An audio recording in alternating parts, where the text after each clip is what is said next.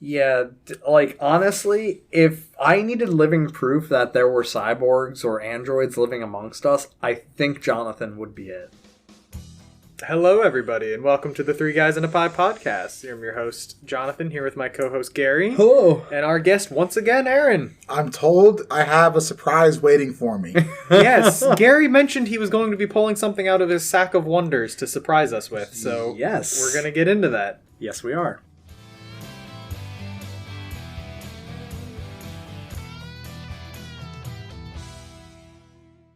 Okay, Gary, you want to whip it out?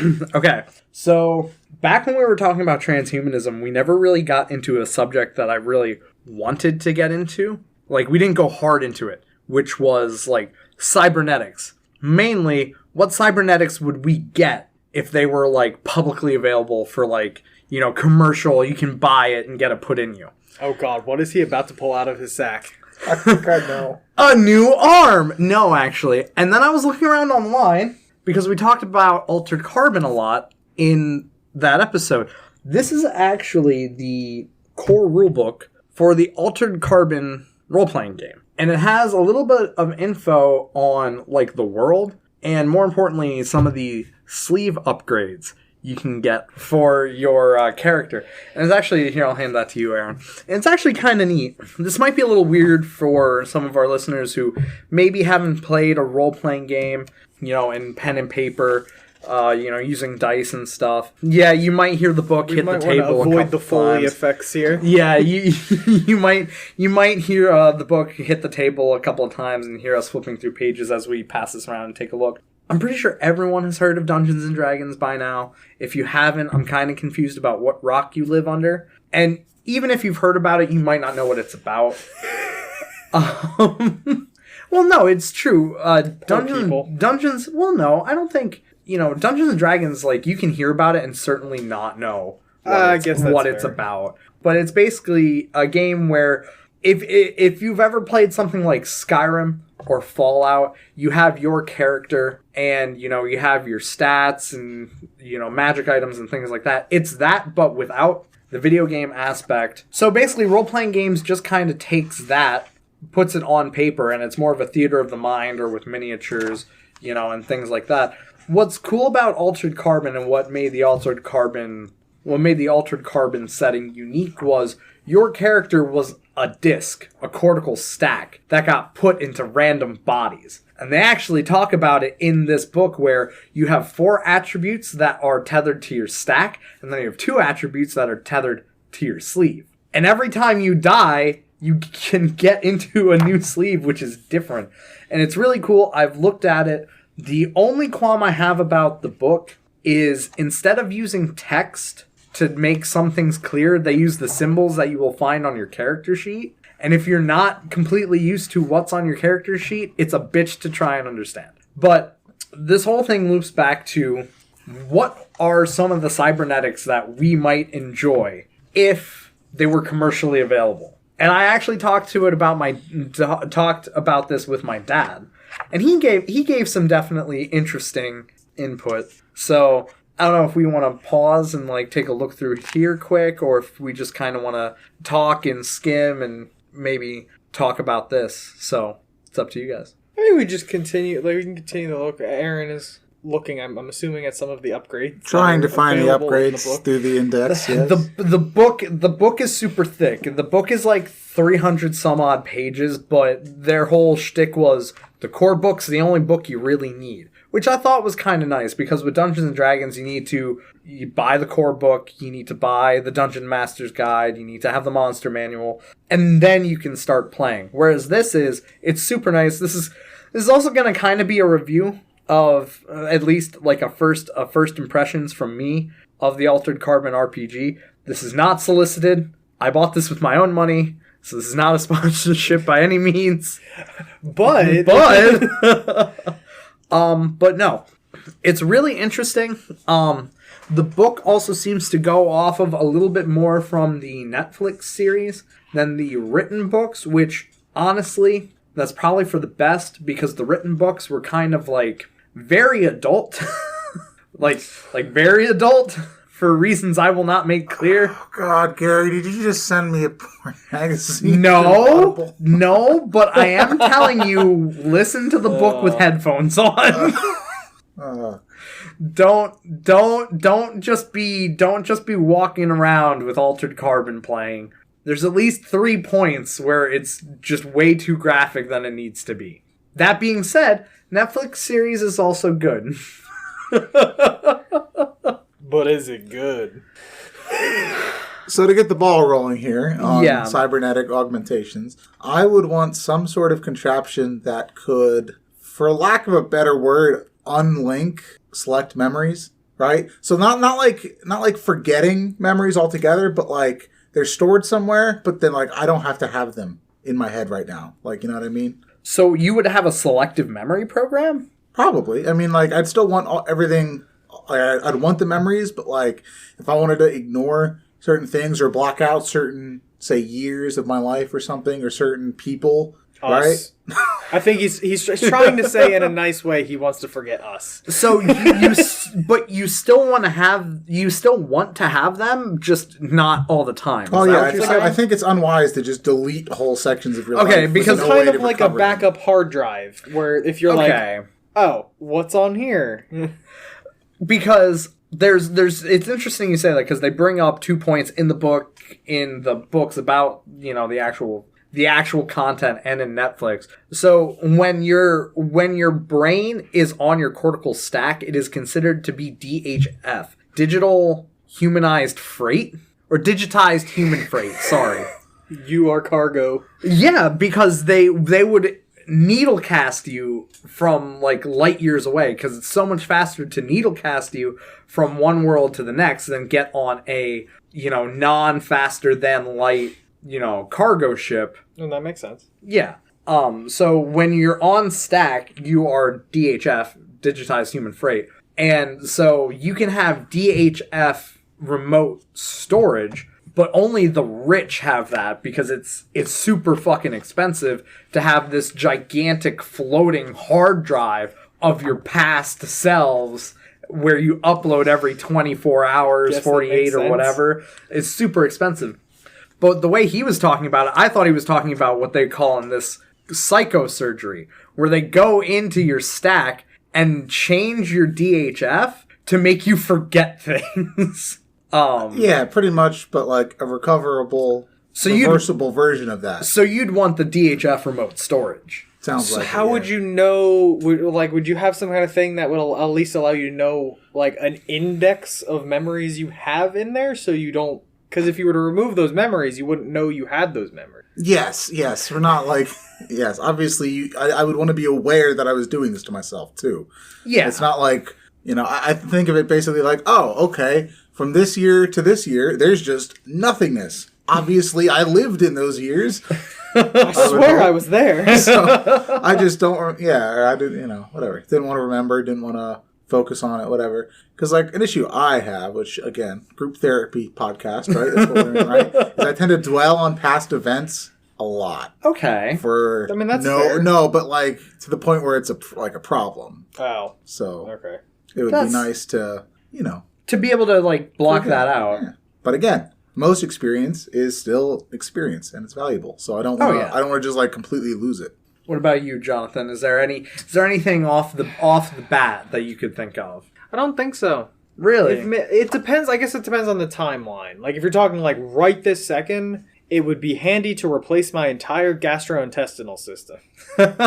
You know, because I have incredible problems with that. So it's funny you say that, because the iron stomach. Yeah, it would have to be a permanent fix though, because like I wouldn't want to trade in like a maintenance thing. You just got a new sleeve. I would rather just wait for like genetic therapy to take over to be able. Well, this is kind of like a meshing of genetic modification and technology. They kind of put the two together, because you can get designer sleeves that are synthetic, but they're not like you can get low quality synthetic sleeves, and you just look like fucking. So you could get plastic. like a head transplant. Yeah, you could. You really could. Transplant me into a body that's more functioning than absolutely. Body. You could, in this that would world... be what I would try to get rid of most of my, like, minor ailments first. Yeah, and that's something that my father, when I asked him about it, because the first question I asked to him was like, Dad, I got a question for you, and we're driving in the truck at work, and he's like, all right, what? And I said, if we ever get to the point in the near future where we could buy cybernetics for commercial use, not necessarily for like medical purposes, and I got one, would you be ashamed of me? Would you be ashamed? And he's like, well, at that point they're kind of like tattoos, right? And I'm like, all right, cool. Because he wouldn't be ashamed of me if I got a tattoo. Unless it was like a really regrettable tattoo.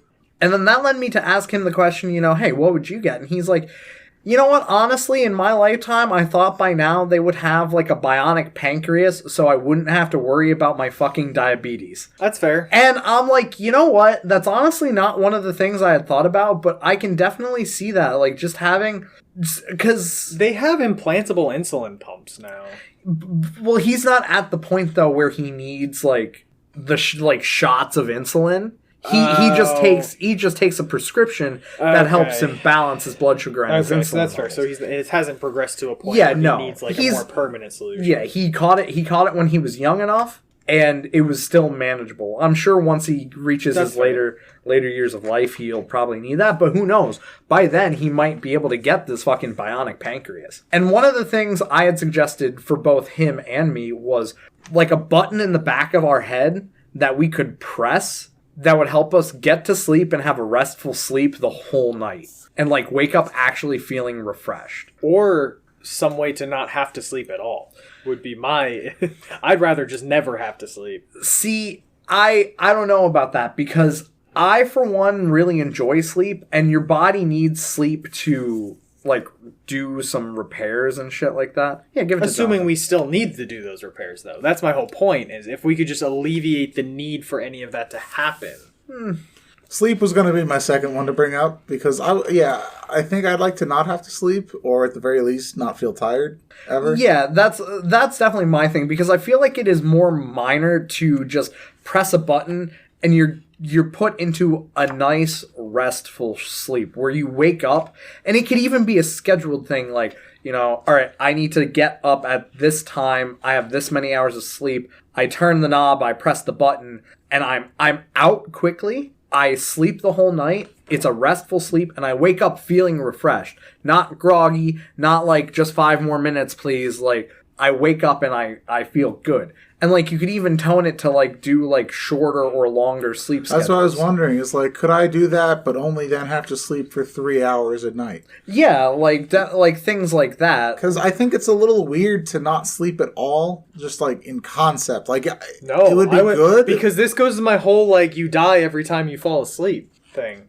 Jesus Christ, you have some problems, dude. Well, ignoring the existential questions of the universe, it just seems weird to not have a gap between days. Like, I think everything would just really start to blur together even more than it already does. Yeah, I just don't want to die every day. Sleep. Get over yourself. Sleeping, like, between days is really, like, what kind of keeps you somewhat sane. Because when I was in college, I had such bad insomnia where I would go... I think the most amount of days I went without good, solid sleep was like 4 days. That fucks you up because you don't know, even though you think that you're keeping a running tally of what day it is, when you're that sleep deprived, shit just gets lost. Mm-hmm. Like, you're just like, I don't know if it's Tuesday or Thursday. I don't know what day of the month it is.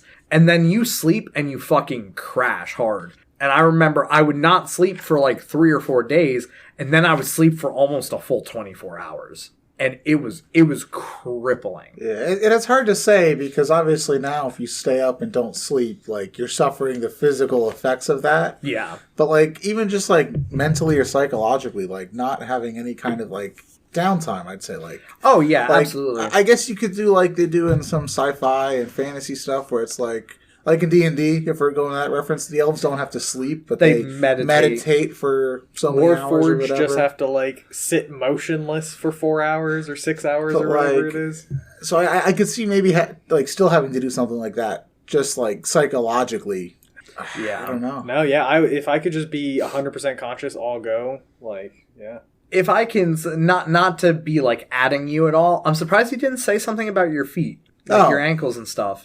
Like I'm just surprised that didn't like hop up. It's it's a priority list. So first thing, being able to alter your memories at will, pretty cool. The sleep thing, pretty damn important. Yeah. Next thing, I'd like robo legs. Robo legs. Don't have to worry about getting tired, spraining an ankle, having any kind of like tendinitis or what's the thing? I think ischemia, the one where like it's like lack of oxygen to muscles because you have poor vascular health. Oh jeez. Oh, I thought that was just called atrophy. I don't remember. I don't. I could be making that up. I could be pulling a Gary. So. But, now, would you want them to just be like regular legs where it's like it's still within the realm of human ability? Or would you want those fucking supercharged where like you're jumping like fucking 10 meters in the air kind of shit? Yeah, I see. Why not? Like, why the hell not? You could just use them like regular human legs, but if you wanted or needed to, super legs at a moment's notice. Yeah, that's definitely where for me would be one, I would like my spine replaced. Like, no cap. I would want a metal spine. You might need that for the robo legs anyway. Yeah, like... yeah, I have such bad back pain, and it's like... It's at the point where every morning, even if I don't have the pain, I'm taking to Aleve because I know the pain is going to be there later, and I don't want to deal with it. And, like, it's to a point where it's so crippling... I don't want to get to the point where I'm in my 40s and I need to be in like a fucking back brace because it's so bad. So I would definitely want my spine replaced with some unbreakable fucking metal. And then after that, robotic arms. Take them off me. Give me metal arms. So I'm just very skeptical right now about implant augmentations as opposed to just like modifying already human parts to be able to do things just because of, I don't know. Because the idea with the robot parts is they're not self-maintaining the way biologic stuff can be. Yeah, and that is a hindrance. But like, and even that's assuming technology now too, because like we don't know that we can't have self-repairable machines. That's true. Like, it's possible that's what I'm saying. Like, I'd really be curious to see where like this would go if it's even becomes necessary, or if we can just change our bodies in a way that like all of a sudden our bones are replaced with metal because your body itself is just taking the iron that you're consuming and replacing the calcium. But you're never eating that much calcium. Calcium. You're never eating that much iron to... So it gets to the point, like, I think it was like the Terminator or something, where, like, or not the Terminator. It was some movie where they had to take these, like, super pills for their bodies to be able to maintain the machines. They had, like, a bunch of heavy metal pills, essentially, to maintain the machines in their body. Because I feel like what you were describing before is, like, a life-threatening condition where just metal amasses on your bones. No, because your body can't process it right. No, like your body itself changes what it makes your body from. I feel like we're never going to get to that point. Oh, honestly, eventually we will. Yeah. I don't think so. Yeah, it's just a change in DNA to you would have require different materials. You're going to end up like going to like a corner shop and be like, yeah, can I get 3 sheets of 1/2-inch steel? And a cup of zinc, please. Well, it would be a slow process, and presumably you would like the upkeep would be much lower than the initial startup cost. That gets into a really weird territory, though. Like, you change one thing, and then it has unintended consequences, and like... what if like metal starts forming around your heart? If everybody has nanites, instead of changing their DNA, you just have like nanobots, but they need materials to upkeep. So that's what the pills that they were talking about is. They're like heavy metal supplements for those machines to be able to keep functioning. So and they're not something you would normally get in your diet, so they have to like pop these pills. They talk about nanobots in the second Altered Carbon book, and it's actually quite interesting when they... I'm going to spoil it a little bit, Aaron. I don't fully expect you to even listen to any of them. So, all right, he's got his ears plugged. So, the nanobots in the second Altered Carbon book, when they just exist, they do absolutely nothing. Because they're military nanobots. They do absolutely fucking nothing. And they will continue to do absolutely fucking nothing until fired upon by whatever. And then, like, 70% of them die. The 30% that survive rebuild to be like, fuck whatever you just shot me with. That's not happening again. That's so weird. And then when they... Oh, you might want to keep... I can hear you. Anyway. Oh, okay. Yeah, it makes sense. I'm loud. And then what they do is after they attack with whatever evolutionary thing they turned into, they will actually like eat the cortical stacks because they use the cortical stacks to make more nanobots. So they just cannibalize anything metal. It's really interesting. It's an interesting thought. Weird. It is super weird. The other thing that they talk about in just the Altered Carbon universe, which I definitely would be into, is what they call neurochem.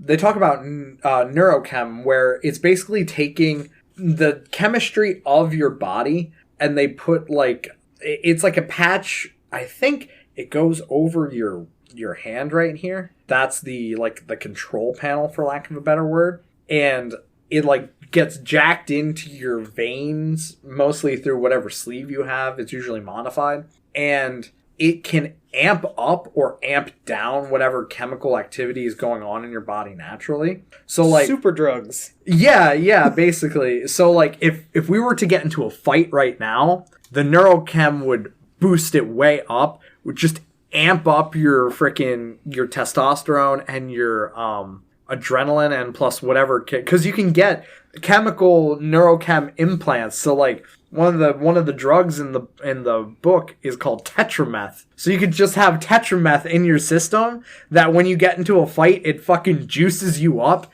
and you turn into a fucking killing machine. Oh, that's weird.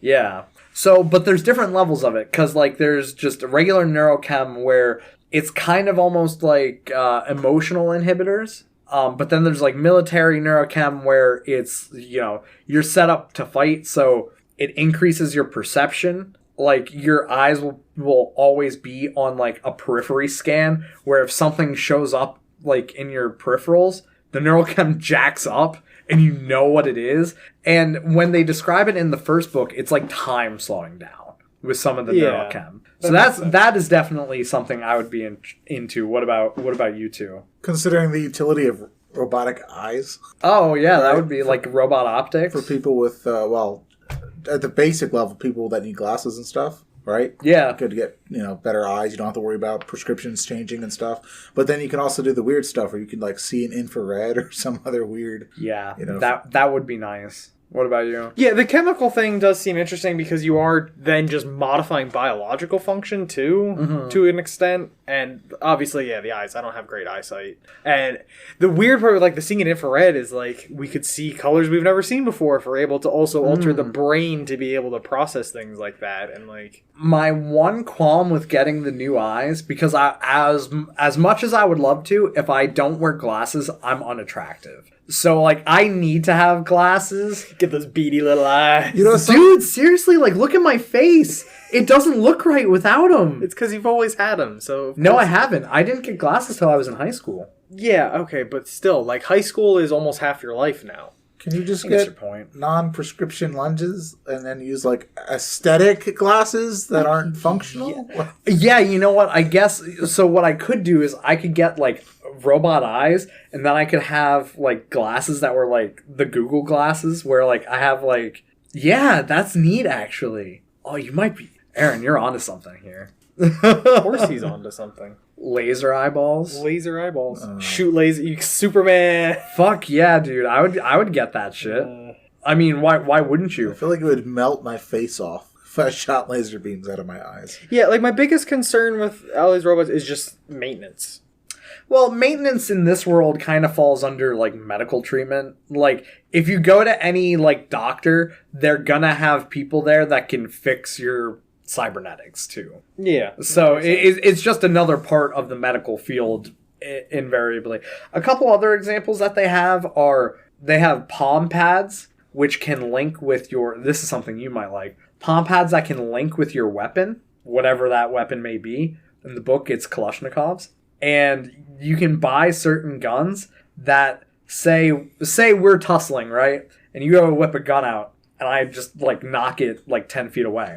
You can get a gun and a palm pad that are electromagnetically linked. Oh my god! And it'll call it to you, like the Force. Yeah, yeah. That'd be pretty cool. That is definitely something I see you would get.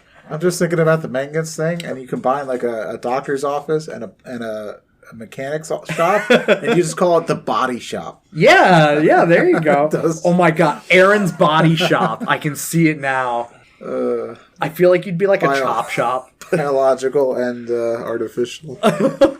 Gary's Body Part Emporium. Well, it's funny you say that, because like that shit's something that you have to worry about. Dick-shaped building. GPP, Gary's Penis Emporium, or GPE.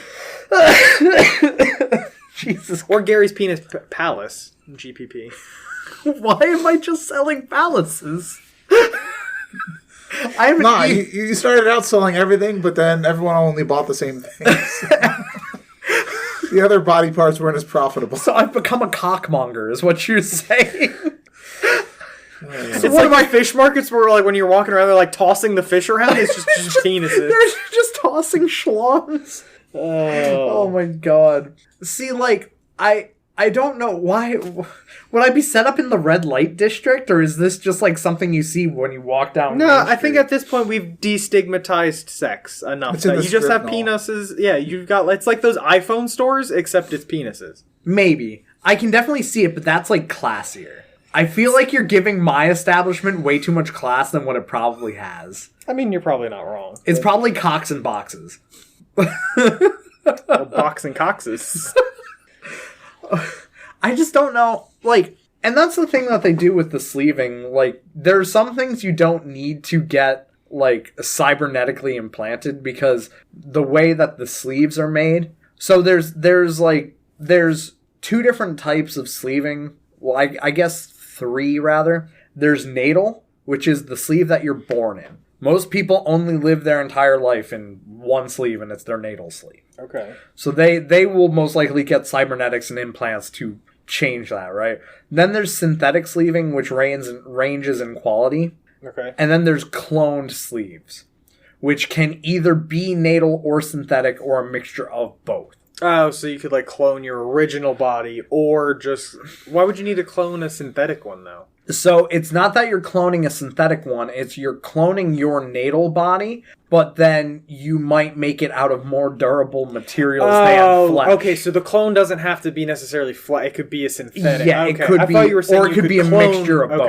Okay. Yeah. I get it. Because most of the time, the synthetic bodies still have, like, flesh and blood and bone, but it's a synthetic version of it. So it's not like if I stab you and you have a synth sleeve on, you're going to start spurting fucking oil or something. Yeah. Like, it's definitely like that. One thing that they don't really talk about, which I was kind of shocked with, is that the idea of, like, full cyborgs. The one thing that they don't talk about very frequently in the books or television or whatever it is the idea of, with the stacking stuff, that you wouldn't just get put in, like, a full cyborg body. Which... I feel like that's something that people would end up doing. I guess the really low quality synthetic sleeves are basically like being put into a cyborg body, but I don't know. Would you ever want to be put into a full cyborg body? Probably not, and I'm not really sure why. But I can see why you would have a problem with it. I don't know. Well, the thing with that then is...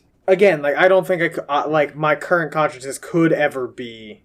Yeah, unless you're, like, cutting the head off and, like, sticking the head on a robot, then I'd be down for that, because then whenever your body breaks down, you just have your head removed and you put it on a new body. Yeah, we're ignoring any of the freaking weird things that you would have a problem with. I don't inherently see anything wrong with cyborg bodies. It then just becomes... Like, I'm assuming by the time you're able to create a fully functioning cyborg body, you're not going to have to worry about maintenance. It's going to be, I guess, when you get to that point with cyborgs, it's going to be hard to distinguish them from biologics. It's not going to be like what we think of as, like, the Terminator, where, like, when the skin gets blown off, like, you see the robotic shell underneath. Oh, see, I would like. I don't think that's what cyborgs are going to be. And I don't think, like, cybernetics is going to go that direction. I think it's going to be much more nano machines, and it's going to appear much more flesh and blood, but not be. See, like, if I ever get put into a fucking, like, cyborg body, I don't want it to look anything like human.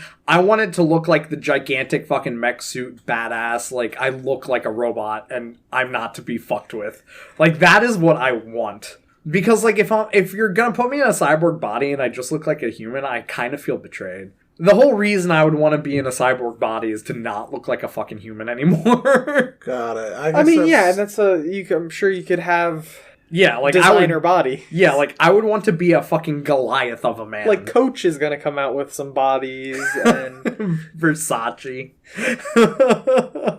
I don't know. It's definitely something to think about. Why wouldn't you want to be put in a cyborg body, Aaron? Because you said I don't really see much of the point. Because I'd rather still resemble a human, more or less. I don't know. I'm not saying it won't ever happen, but I'm much more likely to just go overboard with individual upgrades that accumulate to me being almost 100% cyborg rather than just like making a switch all of a sudden. So you just keep hitting that upgrade button until you're just not a human anymore, basically. Until I'm satisfied, whether that's 50% cyborg, 100% cyborg, whatever. So what else would you get? You've already talked about the selective memory, the eyes, the feet. I think hearing and ears would work really well. So the perception you could have stuff? Yeah, so I mean you could hear more frequencies and stuff, but then also you're protecting yourself from hearing damage. But you could even have like a program where it's like if it's a certain loudness, I don't know what the word is for that, but you know, like, it exceeds a certain capacity after so many milliseconds or whatever, it just like turns your hearing off, so then you're not like, what the hell was that bombshell that just went off? Like, okay, so kind of like to stop like shell shock. Yeah, or just shelter you from loud, damaging noises. Yeah, I mean at that point you couldn't even have necessarily damaging noises because you're not. It could still rattle your brain. I feel like it wouldn't be pleasant to experience. You're just if you have like robotic hearing, it would just tone down the perceived sound level of things like that. Yeah, I suppose. See, would you add anything like extra? Like, for me, it would definitely be like, if I could have guns pop out of my forearms, that would be pretty fucking neat. Like, just sections of my body where I could hide shit in. Like, obviously, I'm large, I could do that now in my fat rolls, but like, without that, I could like, like have like compartments where it's like, oh yeah, I keep my like helpful drugs over here, my not so helpful drugs over here, my guns pop out of my arms here. I don't see much use for the weapon side besides the cool factor, I guess. Yeah. It's the rule of like cool all the way. Mining drill hand or something. Go Gadget mining drill. Like a shovel. I don't know. I just say, what kind of life are you living that a mining drill is more useful than a weapon? Stranded on an asteroid. MacGyver style. Or, was it Gilligan? No, is it Gilligan's Island? Yeah. Gilligan's Island. I think you were trying to say Gilligan and Gulliver's Travel at the same time. Yeah, that's weird that you would pick a mining drill over a weapon. Jetpack? I don't know. Oh, yeah, that would be neat, like a built-in jetpack. Yeah. Kind of like the Iron Man suit. From the person who said he never understood why people would want jetpacks? Listen, he's already getting fucking bionic legs. Like, fuck it, splurge a little bit. Get the jetpack. Treat yourself. Treat yourself. I definitely like the jetpack idea. I do. I also like the bionic legs. But I feel like if you have the bionic legs, do you really need the jetpack? Your legs aren't going to let you fly. Space. Okay, all right, that's fair. But then, okay, if you're in space, you're gonna need a little bit more than just the fucking jetpack. That's great and all until you realize that it's a fucking vacuum of space. Like, are you gonna have a built-in oxygen compartment? Like a little thing that like pops up as like a helmet? No, see, I was even going further where it's like you have like a reservoir of oxygen like just in your body somewhere that's tied into your like lungs. But like if you get to that point, why need oxygen anymore? I mean, what could you do to your body to stop you from needing oxygen? Develop gills? Like, robots work in space? Right, but your brain needs oxygen. Well, like if we get to that point, you wouldn't even be having a brain anymore. You're talking about the stack that is you. Brains would be obsolete. You just have a computer. The stack still wires into the brain. See, and this is why I don't think I could even enjoy the story because the whole premise sounds really stupid to me. Because it's like they took the worst possible way to implement something like this, and that's what they chose to get the like dystopian feel of it. I'm definitely gonna try and get you guys to play this with me because it seems super interesting. Oh, I'd totally be down to try a role-playing game that's not D&D. Yeah, and it's actually something I've been wanting to do for, not this in particular, but just to try a role-playing game that is not D&D because D&D is great. D&D does a lot, but like sometimes you want to do things like, you know, if you want a futuristic world, yeah, you could tailor D&D to do it, but there's already so many systems. Like there's Rifts. Well, it just has different stats, different combat, different everything. Yeah. It's just refreshing, you know? And like that was the main thing. That's why I wanted to play Rifts so much because Rifts is like you're strong off the bat in Rifts. Like when you make a character in Rifts, there's very little leveling up. It's just don't die. That's how Rifts is. And honestly, you're kind of built for it in Rifts because the juicer, which is basically the neurochem I described, but like tetrameth is just one of the 8 billion drugs that are constantly being just chugged into your body. I wanted to play a juicer because I loved it. Like because you're naturally attracted to drug use. Well, okay, but listen, dude. They have a biochem harness that is constantly pumping them full of drugs, and like after 5 years of a juicer, you're basically dead. It's so because they're weird. pumping you full of steroids and like meth. And it's like this weird middle ground between biologics and cybernetics that feels unnecessary. Oh, yeah. Like you're using drugs to augment a biological body when you could use robotic parts to do the same thing. Well, and that's what's weird. And like I get it for the flavor. Like yeah, you want it for the flavor. Because there's a whole bunch of classes in Rifts. Because there are just regular cyborgs that do that.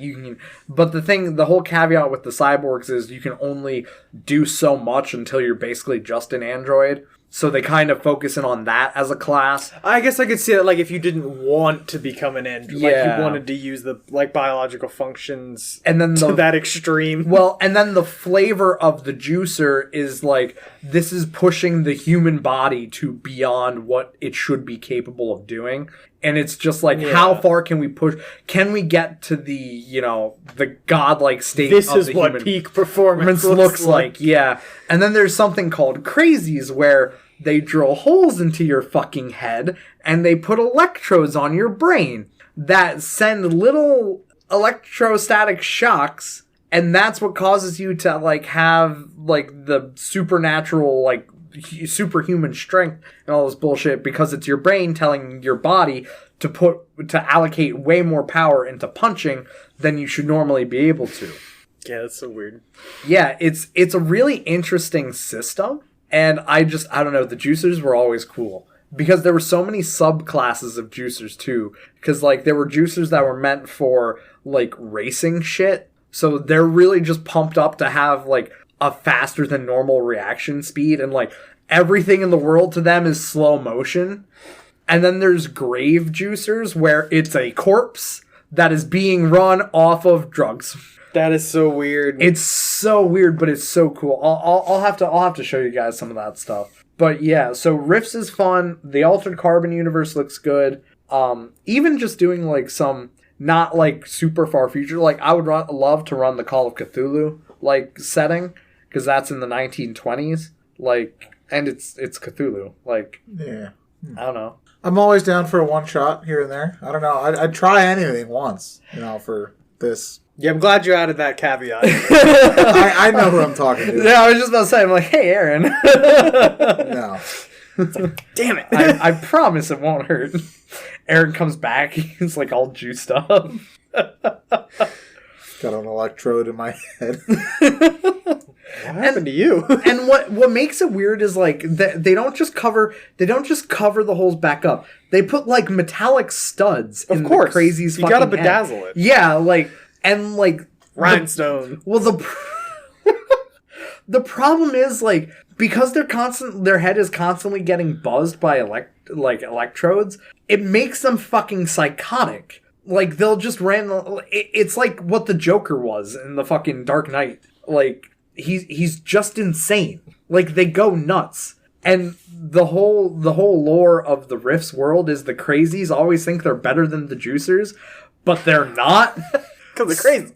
Yeah, because they're insane. That's actually pretty funny. And like crazies will always look to pick fights with juicers, and always end up dying because there's two different types of damage in the Rifts world. There's standard damage, and then there's mega damage. 1 mega damage is equal to 100 standard damage. Juicers can punch for 1d4 mega damage if they wanted to. Most of the time... That's so weird. Most of the time, you have about 50 health standard damage. So how do you survive? Power armor. That's so weird. It seems like a game of extremes. It is. It's me and Aaron have made characters once. I don't remember doing that. I'm pretty sure we just talked about making characters. No, we did it because we did it at my grandmother's house. And it was a lot of like printing pages and erasing and wanting to tear our hair out because making a Rifts character, you need a fucking mathematics degree to do it. Don't look at me. You're the only one here with a math degree. And funnily enough, the only person I know outside of us that has successfully made a character sheet also has a math degree. And you know what makes this super weird? It was my dad's RPG of choice when he was in college. That fucker is terrible at math. But somehow he was able to figure out how to do the character sheets and all the bullshit. And I never got it. Like, I've asked him multiple times to help me with a character sheet, and he's like, you just fill it in. Like, what's so hard about it? I'm like, Dad, there's no clear instructions here at all. Wait, did you say your dad has a math degree, but he's bad at math? No, he doesn't have a math degree. So then you know someone who doesn't have a math degree that's filled out a character sheet. Yeah, back in the 90s. Like, fuck, I have no idea how I even said, I have no idea how he did it. Because the rules from the 1990s versions of the books make absolutely zero fucking sense. Their character creation is about as clear as mud. And, like, they just have never updated the rule set. They basically said, this is the one true way, and have left it for years. Like, it's so fucking weird. It's so bizarre. Are there any worlds or RPGs that you would like to try? I don't know, like... I play D&D. I don't know. Like, I've never like looked into this kind of stuff. Really? Yeah, I don't know. D&D scratches the itch, and I'm not. Like, I've never saw it. 'Cause, I don't know. D&D just feels very open, and like I guess if you want to be like rules, because like you could do a futuristic D&D, or you could like it's just a rough set of rules that lets you do things, and I don't know. That's weird because I thought you would definitely look to do something like a Fallout game, like in D&D. Because I thought you liked Fallout, but then I guess you would just go and play Fallout. Yeah, like... I don't know. Maybe it's because I play so much D&D that eventually, for me, it gets tiresome and stale. I could see that, like, wanting something different if you play a lot. I don't play a lot, though. That's fair. I don't know. What's your... Is there anything that you would particularly like to see? I could try a futuristic RPG, like Altered Carbon or Cyberpunk. Or something like that. I don't know. I'd try it. I'm not sold on the Cthulhu one. I've heard great things about it. People say it's great. I'd have to try it. I'm not sure. So why aren't you sold on it? Just as a question. I don't know if I could. I don't know. I'm not sure how it works because it's a lot of mystery solving. There's not a lot of combat. And the combat's usually very dangerous. Yeah, it's kind of a different feel. So I'm not sure. Yeah, it's not that I'm opposed to like variants. It's just I never said you were. Like. I'm not looking for them, so I can't contribute to like new suggestions because I haven't been exposed to that like different styles. Like, I don't know. I get it though. Like if you haven't played D&D enough to find it kind of stale. That's why I started multiclassing too, because like you get to a point where you play all the characters and like you do all the stuff that like just they do, and then you're like, okay, I'm so like, what am I gonna play? Another cleric? Cool. But that's like the thing is like I couldn't imagine ever getting bored with D&D because you're just telling the story of a new character. And like you just keep making different people. Well, I think this is where it also falls under you don't get into your characters the way I get into my characters. Yeah, I'm right. Creating a story around a character. And I'm getting into that character. That character is an extension of me, not necessarily just me wrapping a story around it. So, but why couldn't you... I don't see why that would make it different to be able to just do an infinite number of those, too, that are all different from each other. You're absolutely right. Like, you can, but multiclassing opens that door to more options. Oh, because it lets you do, like, cooler things. Because they took a lot of classes away from 3.5 and 5th edition when they came over, when they made 5th. Did I say 3.5 and 5th? I'm at 3.5 and 4th. Anyway, when they came to 5th edition... Wizards can't count. Yeah. I could see that. I could see D&D mechanically getting kind of stale. Yeah. And, like, sometimes you have an idea for a character, but one class just doesn't do it on its own. You need to morph two together. Like, and I really... for as short-lived as that rogue paladin class was, that was going to be a very interesting class. Yeah, I was curious where that was going to go. That one is probably that one class was probably one of the better min-maxy classes if you want to talk about it. Because, like, being able to sneak attack and divine smite and possibly crit on it, because rules as written, you double the sneak attack and the crit and the smite. No, you roll 2 sets of dice. You don't double it. Well, right. Yeah, it's basically doubling roll 2 sets. Yeah. Like, that's bad guy go boom. Like, that's like Hexblade Warlock. Yeah. Critting on his smites. Yeah. But yeah, I really enjoyed it because it opened the avenues for me to be able to make that type of character as well, along with a smattering of others. If you guys want to multi-class, I will help you because I've become an expert. Multi-class. It's not. I just have no interest in it. Yeah. Well, when I first started doing it, it was difficult for me to wrap my head around. It just especially when you're a spellcaster. It just feels like it makes the classes weaker most of the time because I guess we never played at high levels, but like because you automatically lose your capstone. It depends, because if what you're doing with your classes is better than your capstone, which honestly, for most classes it is. No, only a few capstones aren't just completely broken. But I get by the time you're hitting level 20 in D&D, your character's already just ridiculous. But well, I'm trying to remember what the capstone... Because, like, the capstone for Monk is just, like, whenever you would run into a position... Like, if you would join initiative and have no key... you immediately gain 4 key back. Yeah, that's like... I'm pretty sure like, Warlock's level 20 is what lets them cast level 9 spells. Well, that's because it's an invocation or something. Warlocks they get are a little different. Feat, essentially, that they can prepare, like, level set... Like, as you get higher in Warlock, and then at level 20, you finally get level 9 spells or something. Yeah. But they're definitely just, like, the Ranger Keystone sucks. Like, the Monk Keystone is so meh. I don't remember I'm pretty sure fighters just get an additional attack.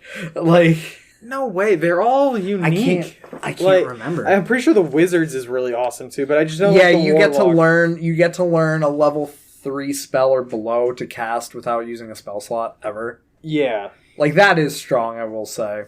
Yeah, but and how often do you get to level 20 though? So I guess it's not. But I would be fine doing like an already super overpowered D&D game. I've heard they're really boring because you're just so strong by that point that I think it just drags. I think by then you need to just have a DM that's creative and can throw difficult things at you and actually make them unique and interesting. It's not, all right, I'm just going to throw the beefiest bodies at them that are in the monster manual. Fight 3 Tarrasques. Yeah, like it's like you have to make it unique. Your D&D is only as good as the DM can make it. Yeah, and that's just how it is. So I think that kind of wraps up what we were talking about. We talked a little bit about the Altered Carbon RPG. If you're interested, you can get it on Amazon. It's like Gary. What? This isn't a sponsorship. I know it's not a sponsorship. No, but we could have an affiliate link if people would like to eventually purchase it to support the podcast through our link. Yeah.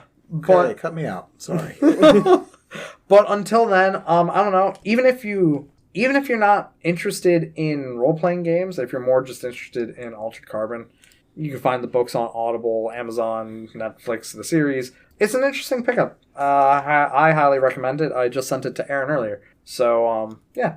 If you do pick up or check anything Altered Carbon related or even D&D or RPG related, let us know. Leave us a comment. Tweet at us. Yeah, check out the social media platforms. We're on Facebook, Twitter, Instagram, YouTube, MySpace. I'm sure if Gary keeps wanting to do the show and tells, we'll probably have like pictures of stuff he has in the YouTube videos. They'll be in the. We'll try to find a way to host them in the like in a description as well. But like if you want to check out more visual episodes, they'll be on YouTube. So we'll have the links for all those things in the description below for this episode. Postscript, if you want an episode of us making Altered Carbon characters and maybe even playing the game and recording it and letting you all know what we think of it, let us know as well, because that might be something we do or might not. Yeah, so see you in the next episode. Yep, toodles.